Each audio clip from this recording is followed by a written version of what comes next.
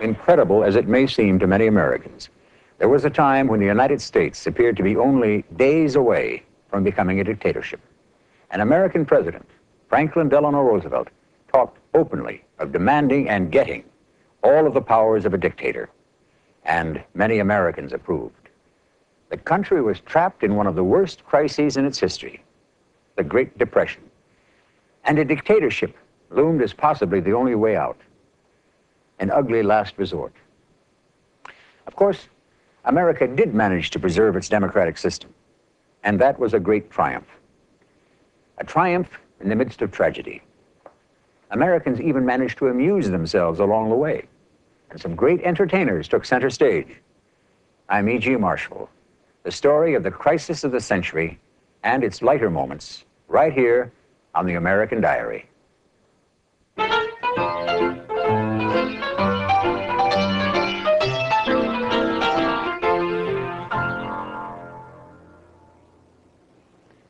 1932 and the Great Depression.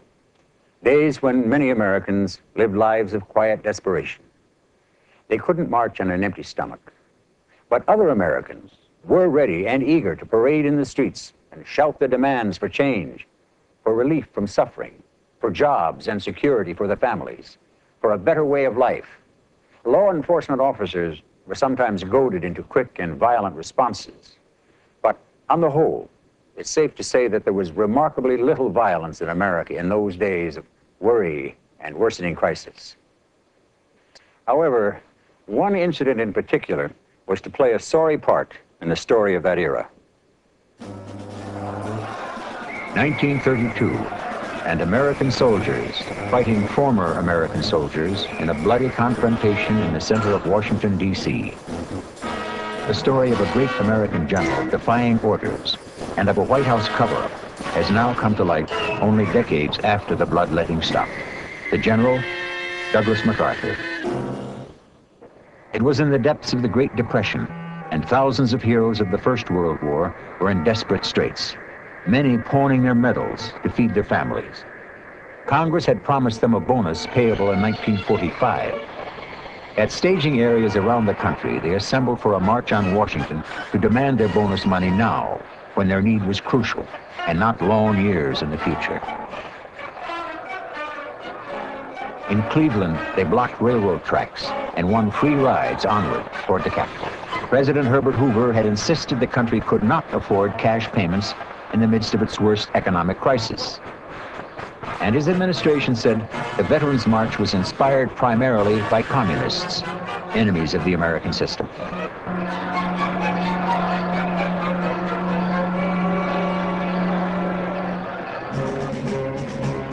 The veterans arrived in the Capitol on foot, in dusty old trucks and dilapidated cars, 25,000 of them in the hot summer of 1932.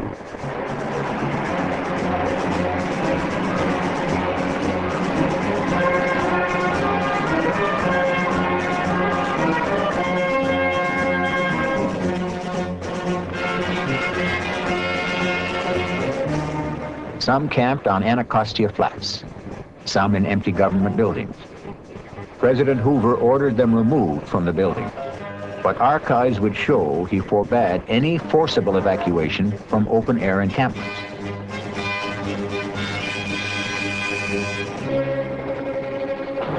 Even so, the troops attacked with guns and tanks and tear gas. Decades later, Professor Donald Lizio would uncover government documents establishing that General MacArthur knowingly flouted Hoover's commands.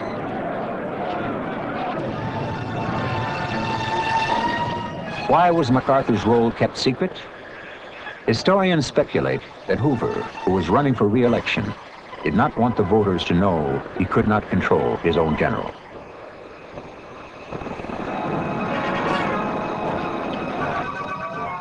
When the fighting was over, when the veterans' tent city was in flames, a new dimension was added to the horror of it all. A baby had been killed in the assault, the child of a veteran, and so too had a veteran. American soldiers, only a few years earlier, had escorted Hoover and retiring President Calvin Coolidge to Hoover's inauguration as America's 30th president.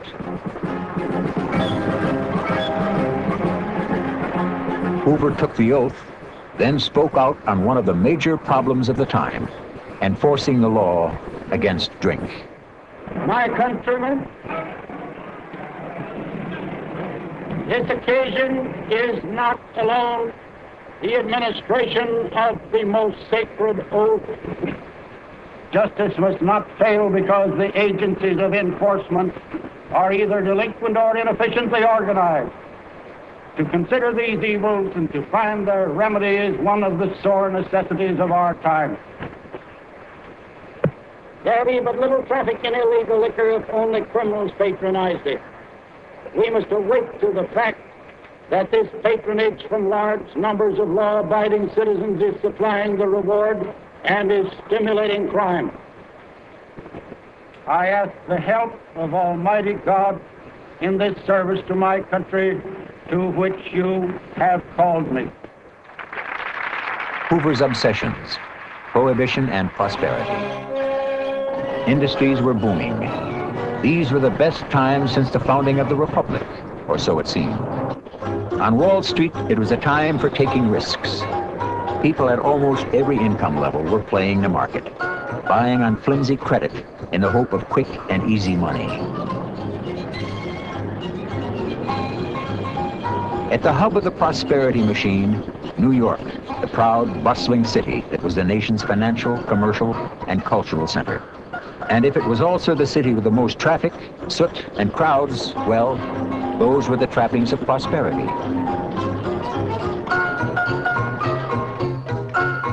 The banks were alive with business and bullish with optimism.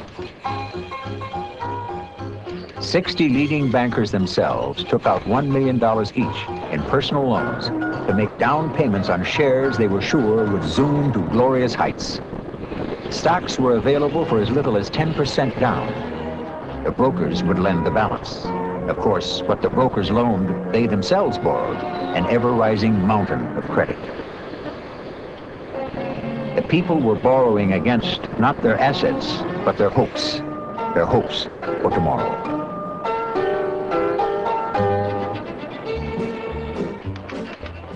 The country bustled with activity. Construction work abounded. There were pockets of unemployment, but in relative terms, few people seemed to have any real worries about the morrow.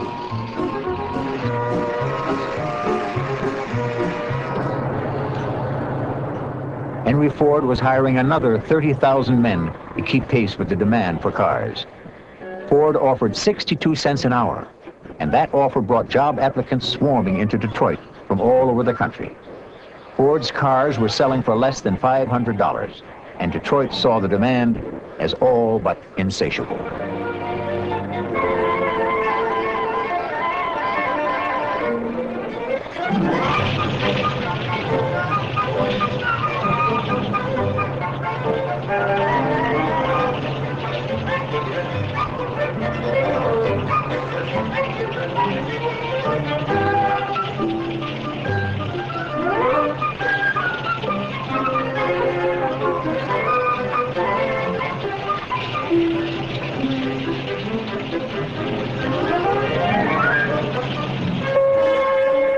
It was a golden era, or so it seemed. The future, to most Americans, had never been brighter. But between the hope for tomorrow and the reality of today, there was a steadily widening gap. The reality was that 60% of the people were earning less than $2,000 a year. Credit was easy. A man could buy today and pay tomorrow. And as many millions saw it, tomorrow was somehow sure to bring a better job, a raise in pay, a bonanza. Sure, times were hard down on the farm, but tomorrow would surely change all that. Meanwhile, farm folk suffered grave poverty, as they had done for a decade, since foreign agricultural markets began drying up in the wake of World War I. The average net income for an entire farm family stood at barely $19 a week, a far cry from the American dream. Some economists watching the farm crisis and a worsening unemployment picture argued that a depression had already set in.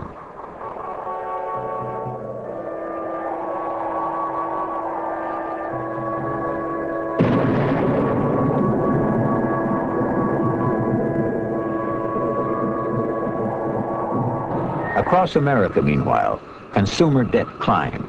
Waves of installment buying swept the country. And then, the beginning of the end. Wednesday, October 23rd, 1929. On the New York Stock Exchange, prices tumbled. In 2 days, investors' losses soared into the billions. Monday the 28th, and thousands pour into Wall Street. Rubberneckers sensing panic. Men and women desperate to sell. And then Tuesday the 29th, sheer panic. An incredible wave of selling. Thousands of investors totally wiped out. Men in tears on the floor of the stock exchange, some praying, some threatening suicide. Some, in the coming days, would actually put pistols to their heads or leap through the windows of skyscrapers. Stocks and bonds. The brokers and their customers all but awash in ticker tape on that fateful day in 1929. A day that marked a turning point in history. When the crash came, it brought to all America an almost paralyzing concern for the very stability of the nation. All the ingredients were there. Too much credit, overproduction in the factories, the disruption of the world economic order that followed World War I, and the result was an explosion, the Great Depression. The spring of 1930, America was reeling from the effects of the 29 crash. But a visitor to New York might not have noticed the difference at first.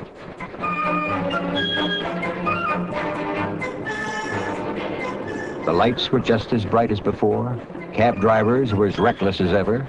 Depression or no depression, New York was still New York. You could see a show any night of the week.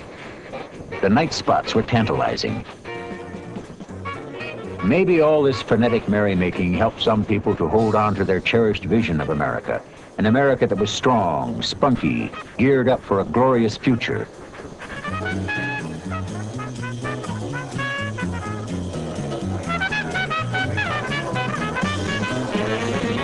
Many who could still afford it struggled to forget their worries in the night spots. And if you couldn't afford high fashion, you might at least make it to Los Angeles and the 1932 Olympics, symbol of the world's hopes for peace.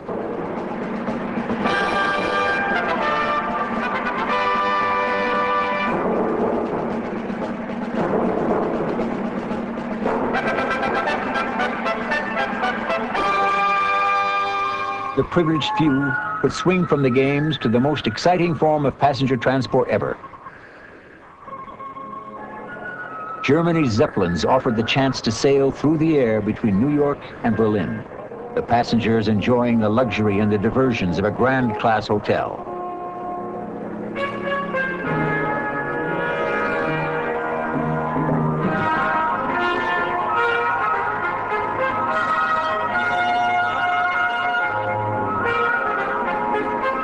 Filled with hydrogen gas cells and propelled by its own engine, the Graf Zeppelin was 776 feet long and could carry over 100 passengers. Simply to watch the airships take off was an unforgettable experience. Outward, upward, the wonder of flight was becoming a permanent part of the American scene, and airplanes were no longer the domain of a few daredevils.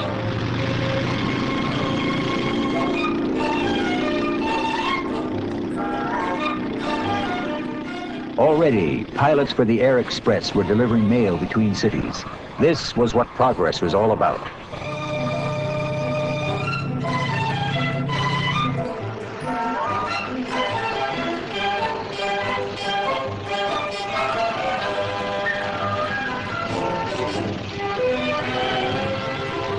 stability, security, advances in technology, new and happier lifestyles.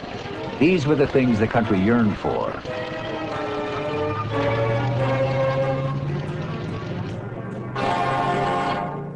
Former New York Governor Al Smith, a national figure, formally opened the new Empire State Building, a symbol of the country's hopes.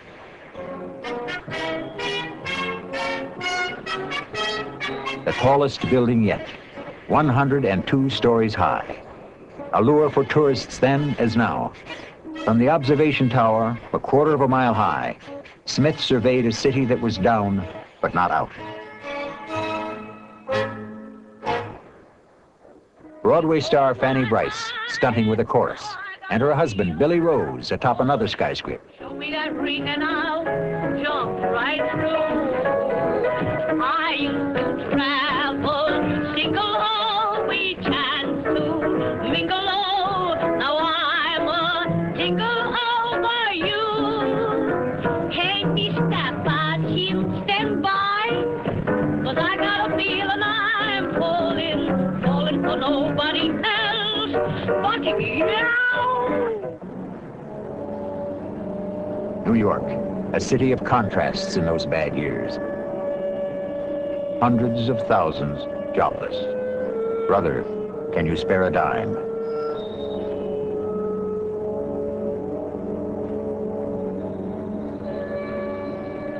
Everywhere, fear. Fear that you too would be hungry, jobless, desperate. That you and your family would be out on the street. That the factory or store would finally close. That the bank would foreclose on the mortgage.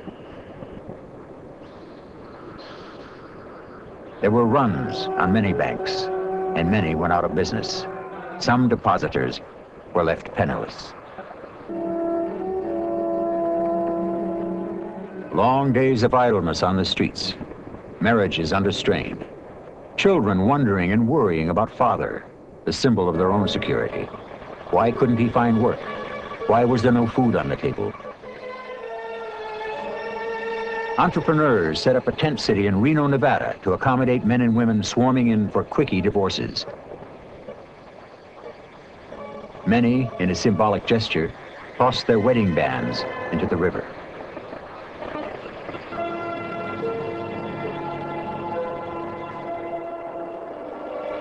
Times were so bad that desperate men offered to work for as little as $1 a week and found no takers. The national unemployment rate hit 25%, 50% in some industrial cities. Men aching to earn a living were lining up for a bowl of soup, a hunk of bread.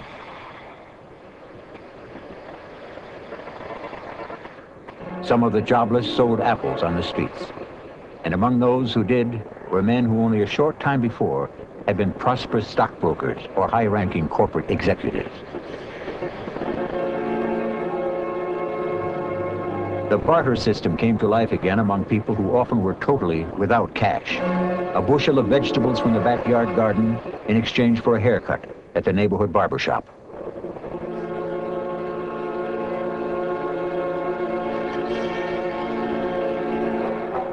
In Chicago, as in many other cities, teachers picketed the schools in protest against payless paydays.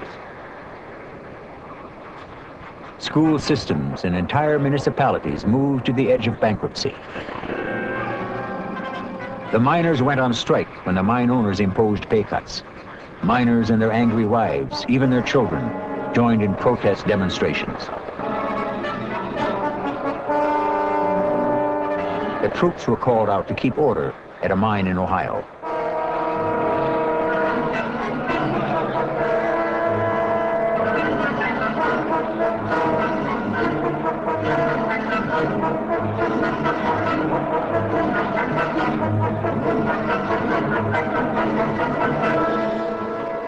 The strike failed when strikebreakers were called in, and some mine families wound up in jail.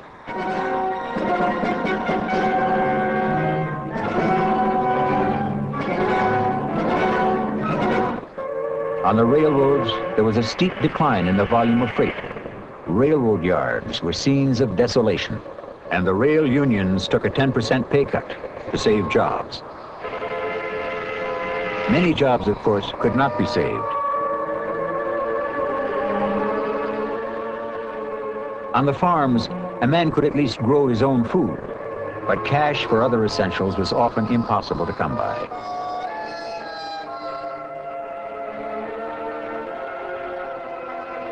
Dairy farmers, many of them, spilled their own milk, or fed it to the dogs, or gave it away in a militant campaign to create a shortage and force prices up.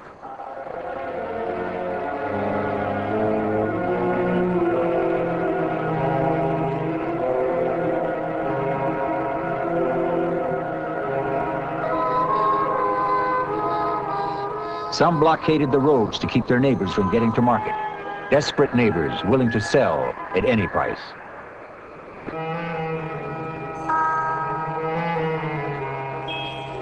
On farms generally, a grinding poverty. Though in the midst of the troubled times, there was at times charity for suffering children.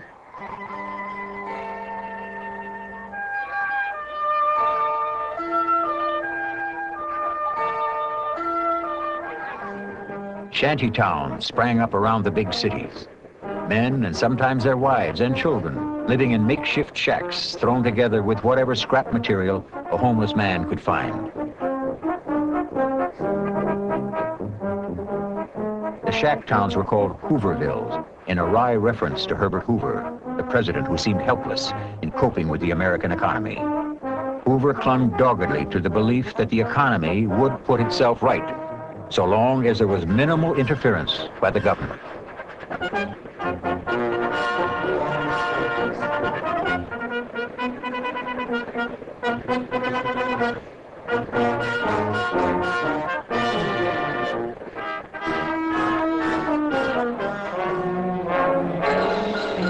The jobless sometimes became angry in their demands for work. Their frustrations exploded to ugly riots.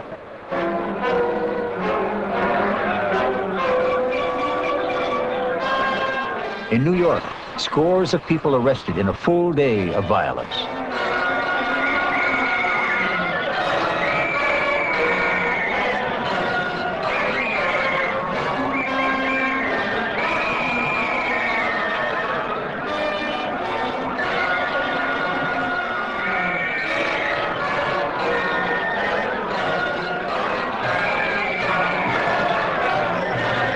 The jobless became easy prey for the politically ambitious. A Pittsburgh priest, Father James R. Cox, organized a march on Washington in a personal campaign to become president, dictator, savior of America. But in the end, Father Cox would poll only a handful of votes in the 1932 presidential election.